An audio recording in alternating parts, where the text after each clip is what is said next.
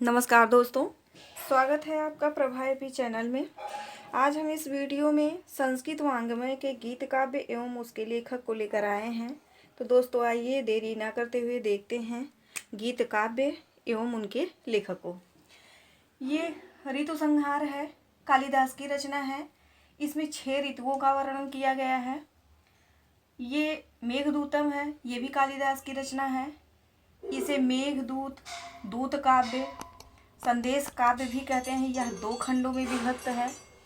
ये नीति शतकम है, ये भरतहर की रचना है। ये श्रृंगार शतकम है, यह भी भरतहर की रचना है।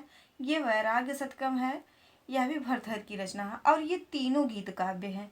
भरतहर की रचना एक वाक्य पदीयम है जो व्याकरण से संबंधित है। ये है चाणक्य शतकम, ये चाणक्य की रचना है। ये चंडी शतकम है, ये बाणभट्ट की रचना है। बाणभट्ट के इसके अतिरिक्त 4 रचनाएं और हैं। ये है सूर्य शतकम, ये मयूर भट्ट की रचना है। ये देवी शतकम, ये आनंदवर्धन की रचना है। ये बल्लाल शतकम है, ये बल्लाल की रचना है। आपको एक चीज़ और दिखाई दे रहा होगा कि यहाँ हम माँ माँ माँ माँ हलंत है, माँ माँ माँ कहते हैं। तो ये दोस्तों आप जानते रहिएगा कि ये जो रचनाएं हैं ये नपुंसक लिंग में, सदैव नपुंसक लिंग में ही होती हैं। तो नपुंसक लिंग में लिखने के लिए हम माँ हलंत को लिखते हैं।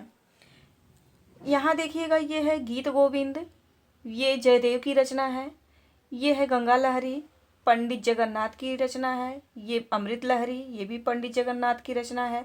ये सुधा लहरी है, ये भी पंडित जगन्नाथ की रचना है। ये लक्ष्मी लहरी है, ये भी पंडित जगन्नाथ की रचना है। ये करुणा लहरी, यह भी पंडित जगन्नाथ की रचना है।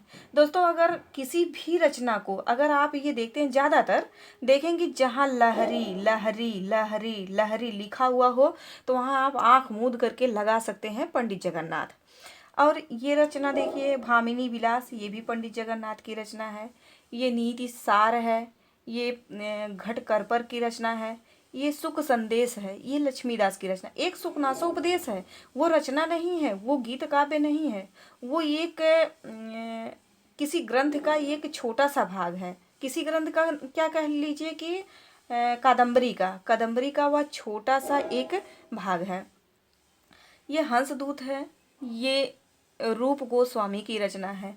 तो दोस्तों ये एक सूची बनाई गई है केवल गीत काव्य की, यानी कि ये सब जितने दिए गए हैं ये सब गीत काव्य हैं, यानी कि गाने योग्य हैं।